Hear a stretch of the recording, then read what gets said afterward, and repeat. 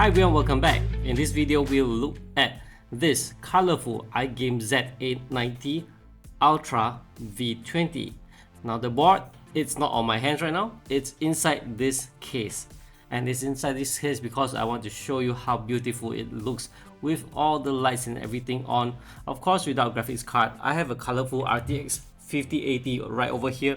However, if this card is in the system, it will totally obstruct the view and you cannot appreciate the beauty of this motherboard. And before we head into the details of this motherboard, let's head over to the overhead camera and look at the unboxing of the colorful iGame Z890 ULTRA V20.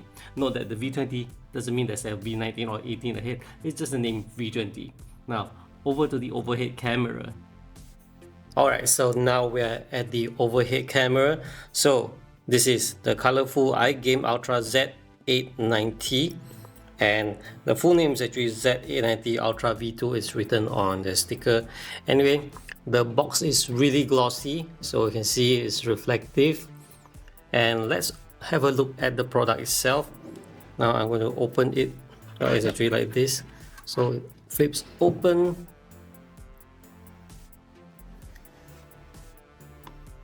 And here it is. It's actually a very beautiful looking motherboard. So let's bring this out. Okay. Tearing off this seal.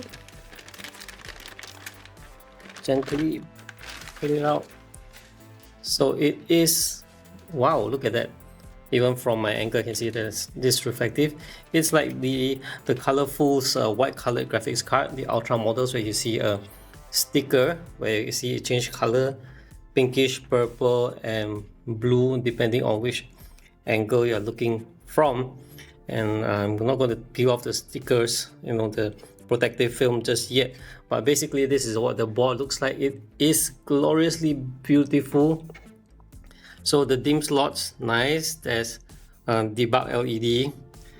Literally every area down here is covered by a heatsink, and then VRM heatsinks, very beefy, and then two EPS 12 volt 8 pin, and pretty much that. There's a lot of details I haven't studied yet because this board looks really great with all the inputs and such. 2x16 slots and a small one in case you want to use whatever else. And let's look at the back here, which I find very nice. Alright, so there's a whole host of USB type A ports, 2 type C, and it has Wi-Fi, and comes with clear CMOS and BIOS update.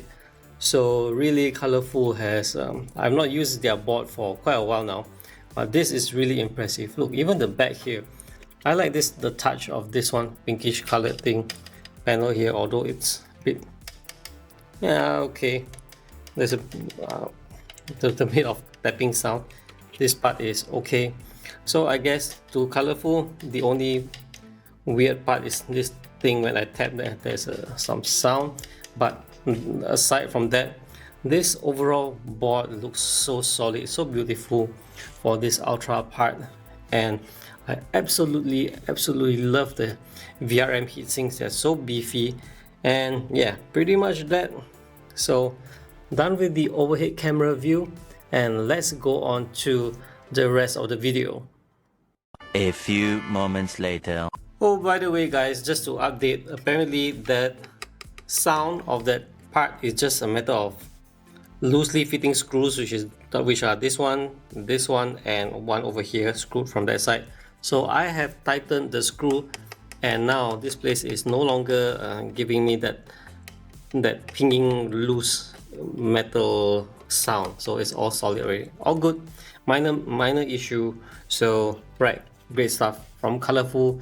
Yeah, as I said, back to the video itself. With the overhead view done, let's have a look at the VRM heatsink. Now the VRM heatsink is huge. It covers from end to end. It's so beefy. It's silver in color. It has the Ultra sticker on top of it, and underneath it is a 20+1+1+1 90 amp DRMOS, and this makes it a very competent solution to run the highest end of CPU and to run the highest of workload, and even for overclocking purpose. Certainly this VRM heatsink is built to last. Now for the second thing, let's talk about the M.2 slots. There's 5 M.2 slots, and yes, it supports Gen 5, so it's a mix of Gen 4 and Gen 5.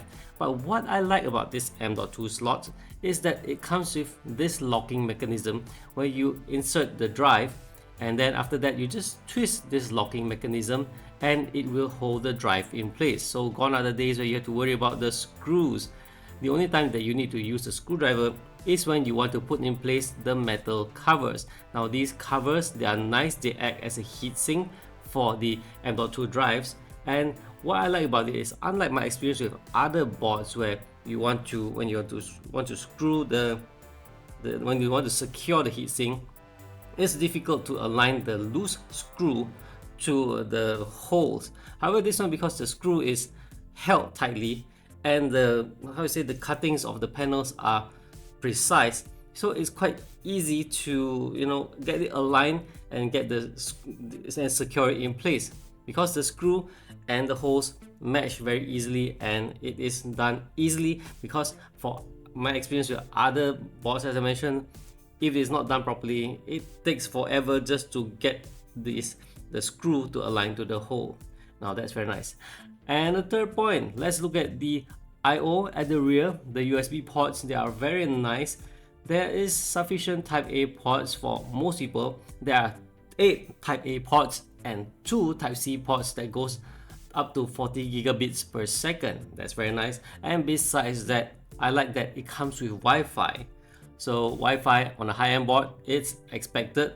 And not only that, it has a reset CMOS button at the rear, and it also supports updating of BIOS via the USB without without having to go through the BIOS. There's a BIOS flash button there.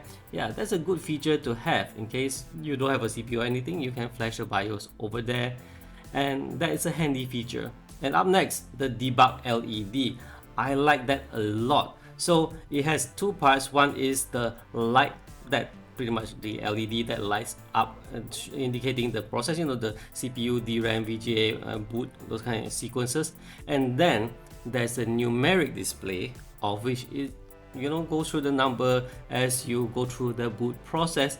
And once the boot process is completed, it will show numbers of the temperature of the CPU. I like that a lot. So I know my system here has the digital display of the temperature CPU. I'm just saying that the board itself also has a display of the CPU temperature. Now I like this feature a lot, and being one who does overclocking and testing, I like it that I have numbers to show which phase I'm stuck on, which is additional information over the LEDs that highlight just the 4 things: CPU, DRAM, VGA, and boot. Now that is really nice. My only feedback would be that I wish that the display is white color, so it matches the board's silverish white finish rather than being red. Red is very distracting, although it's pretty much, you can say it can be blocked by the AIO, but regardless, red color LED, it does not match pretty nice with motherboards or the system setup. Now there are things about this motherboard that are not good as well. It's not perfect. There are things that they can be improved on. First thing would be the control of RGB color on the memory sticks. The iGame software is nice, it can control the other aspects, but it somehow does not have the option to change the colors of the memory's RGB. Correct me if I'm wrong, but I just couldn't find it. So it's a setback, though it's something you can just overcome by using third-party software like OpenRGB or Signal RGB, but that just means you just have to install additional software as well. I don't like that, but I guess there's no choice. So if you want to tweak the color of the RGB LED on the memory sticks, you have to install those software. Now the second thing is about the BIOS. The BIOS has improved a lot. I've last used the motherboard like a year or 2 ago. It wasn't nice at all. Now I can say it's pretty decent. I could tune a lot of settings. In fact, I did manage to overclock. I just have some issues, like for example, tuning some voltage things, you don't know whether it's working or not, and in some cases it actually just changing, let's say from normal to was it adaptive or override, and a bit of a settings, and the system just don't want to run properly. So that is something you can look into. Other than that, I could, for example, overclock it to 5.6 for the P core and 5.1 for the E cores. However, when I run load, it tends to be 1200 megahertz below what I set. So I'm still trying to figure out settings. Maybe that's how this Intel system is. I'm not sure. It could be a user problem, but that's just my feedback on the BIOS setting. One ridiculous thing about the BIOS is that you must always type a name each time you save a profile. Even if you want to reuse the name and the slot, you just have to retype the name. Lastly, I want to talk about this tiny detail, which, no pun intended, it is tiny, because the writings on the motherboard, they are white. So the board is silverish white and the tiny writings are white. So you can imagine, I don't know which of my fan connection is for the CPU one and which one is CPU 2, W pump, this setting. You know, every fan connection or this has an indicator writing. I couldn't see it no matter how hard I try. I actually did a recording, and then even from the recording, it took me a while to notice that there is really a writing. At first I thought there was no writing, or well, thought it's actually blended. But when you look at the video, actually if you look at it clearly, you can sort of distinct it, but it's so close. The white color, pure white color text on the almost white colored finish of the motherboard, it makes it literally invisible, especially it's small.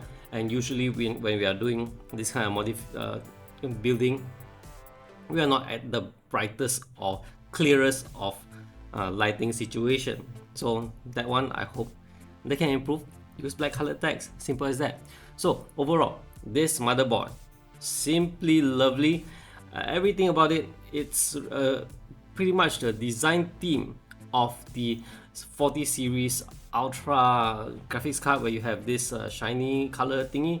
So yes, I like this board a lot. Price is about RM 1800, which is pretty common for a board of this quality.